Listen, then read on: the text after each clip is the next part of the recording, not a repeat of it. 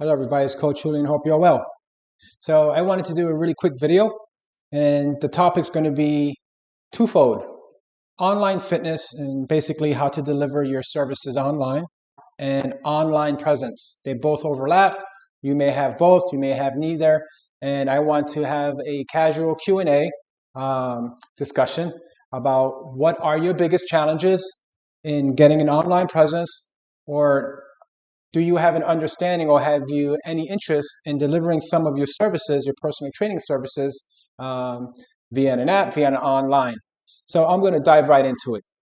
It dawned on me last week that there are fitness trainers, and I was one of them for a period of time, that have a misunderstanding or never experienced online fitness training, or the experience of you doing your services and delivering it. And there's a big difference between that and having an online presence. And again, they both overlap. And that ties into also how I currently have my business, which is completely online, but I do have a hybrid model, meaning that I have a few group classes that are in person. And the reason why I do that, I have 3 a week, is because I also want to have different funnels that will help me with my main source of income, which is online personal training, meaning I deliver all my services online. So let me jump into it, and hopefully you'll find this useful. So grab a pen and paper. I'm not going to make this video too long. Write down your questions and you can post it in the comments. So you should have a little background about me. I've been in the industry since 2005. Even before I became a certified trainer, I knew in my mind that I needed to have a domain name. Basically, that's the equivalent of a business card. And if you don't have a business card, turn off this video. Don't turn it off. Get a business card. They're very inexpensive. You never know, whoever you hand that to 6 months later can be the person that becomes a client or referred you. So definitely very useful to have a business card. On the next level is to have a domain name or a website presence. Doesn't have to be fancy. If you're ever interested in ideas, you can look at your top 3 favorite coaches, businesses, and see how they're laid out. But how I started before I became a trainer, I needed to come up with a little name, and I had a whole bunch of different names like Coach by Julio, Body by Julio, and all that stuff. But when I decided on the domain name is what you buy, and it's inexpensive, you can add on there your contact information, your specialties, and then over a period of time, you can add articles and testimonials, etc. So that's part one. I'm discussing the online presence before I talk about online fitness and delivering a service.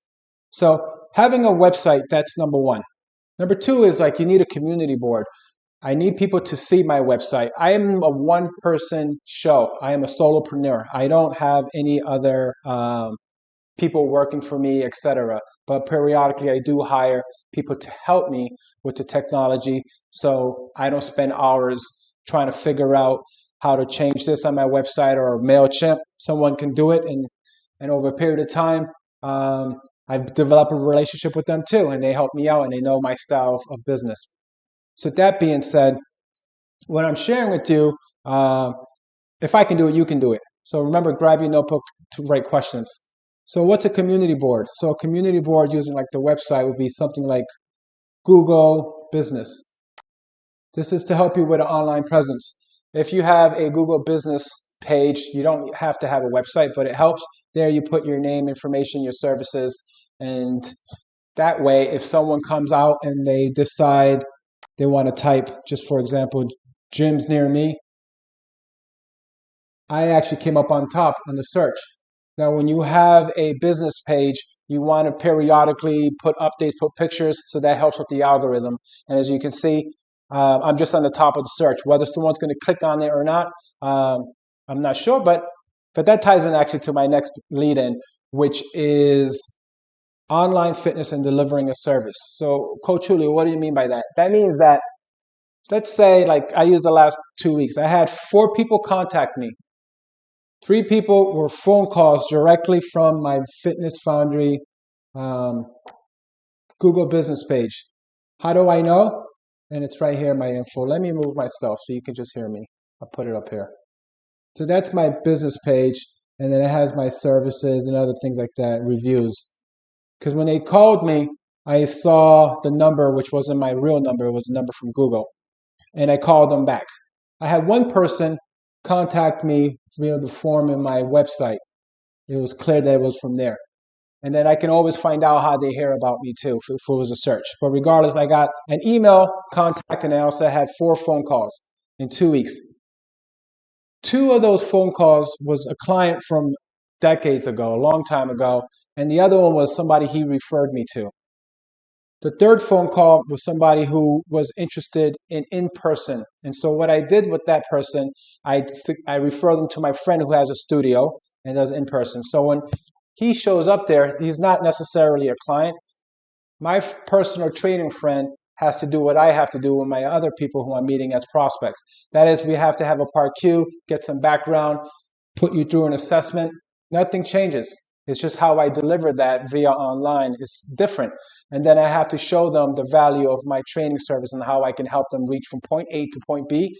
And of course, in that intro session, I need to make sure that they experience physically that I know what I'm doing and it's safe.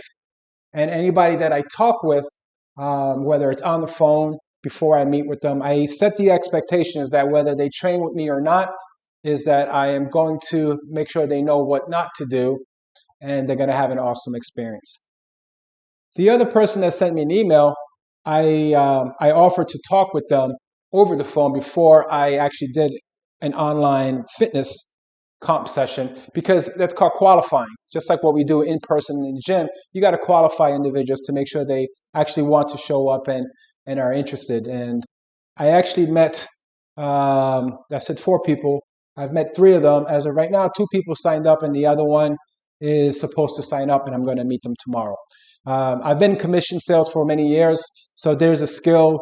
And basically, when you are in as a commission, we all know that it's about showing value, and we're personal trainers, and it goes beyond just what you can do, like have them lose weight. It's like having them feel empowered and that you care.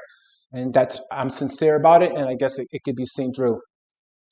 So when I have somebody and they meet with me online for the first time, just like when you're in person, you may have client prospects that never trained before.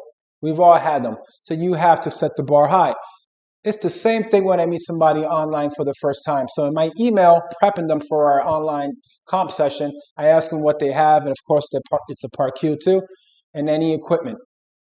Whatever they have, I can use, but I'm not going to use all of it, because in my assessment, I'm going to identify their weak links, etc. So let's say they have access to battle ropes. So this is how the delivery of personal training via online works for me. There are many ways. You very likely can take what I have and do a much better job. This is just my way. And safety is always number one. As I'm going to go into this other screen, it's important for you to know whatever you do online, and especially if you do group, make sure you have insurance. So I actually have insurance too for my online fitness and any group classes that I do. That's a very important thing. Well, this is actually my Zoom. Let's see. So there are many apps these days that will help you in having an exercise selection and putting your programs in there. So I'm not trying to sell you anything. Don't even need to tell you what I use. But let's say we met in an email. You say you have battle ropes. So I have some equipment here, but if I don't have the battle ropes, it's pretty similar to what would happen if I was in the gym. So I would say, okay, hey, my friend, I'm going to show you this video. I'm going to talk you through it, and we're going to do it together. And as I have you do it, you're going to tell me if you have any pain or discomfort in your knee, your back. I'm going to tell you where you should not feel it. And let's begin. So I will click the video. Battle ropes, jumping jacks. I can enlarge it. Your setup is you need to have your hand position neutral. The ropes have to be by your side. So that's the opportunity that I have when I show them that video. This is online. I'm like, look, my clients don't get better by just working with me. It's by doing the homework. And when you become a client, you will have access to my app, and you will have a list of the exercises I prescribe to you to do between our sessions. And I will always send you some check-in emails too. And whether you're traveling, going to the gym, I would have the exercise for you. And of course, we will review it before I prescribe it. So that's the versatility of having an online delivering service. And a lot of these apps these days, they actually have generic exercises that you can use. I personally made my own because I have special unique way of communicating exercises. Just say it like that. And at the end of the session, they always ask how much is it, and I say I'm going to follow up with an email based on your assessment, and I have a package to meet every budget.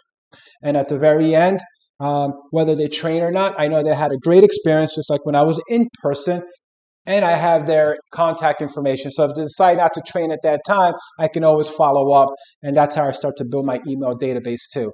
And that goes into my MailChimp, and it works out really well. You never know, somebody that you meet today for an online comp can be a client 6 months from now. As long as you're sending and you're not spamming them, with emails that's useful and resources. And I can go on and on about like social media presence and all that stuff. But those 2 topics, I want your feedback. Let me know what's stopping you or what successes you had with creating an online presence or using online technology to deliver your personal training services. And if I didn't mention, I have that hybrid model, and I've always had a commission-based. I've been in person for a long time, but I always had building my online presence parallel throughout the years. And then the time came where I was like, I'm just going to go full in on delivering my online fitness. But I gained a lot of awesome experience in person in gyms by working with trainers, and also learning from people ahead of me regarding like the business model and the business aspect of the business. So anything that I'm showing you again, I want to discuss, you can go to my YouTube too. I have free videos. I like to pay it forward. So for example, audio, video equipment tips for online personal training. There's no charge. If you want to help me, if you want to support me, all you have to do is this. Share what I'm sharing with your friends. When you become to the point where you're like, I'm happy where I am, share how you did it with somebody else. So, like just freely mentor other people without telling them no that you're mentoring them. That's how you can pay me back. I don't need any funds or anything like that. So hopefully you find this little video somewhat helpful. You may have a whole bunch of questions of what I use, camera, my rate and all that. I don't mind. We can discuss it. So let's initiate the conversation. Let's no longer be afraid of online fitness technology and having an online presence. Let's do this. Thank you.